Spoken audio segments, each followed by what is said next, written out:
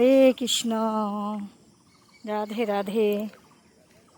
শুভ সকাল আমার প্রিয় ভক্তরা, সবাই কেমন আছো? আজকে পাণ্ডবা নির্জলা একাদশী, সবাই একাদশী করবেন।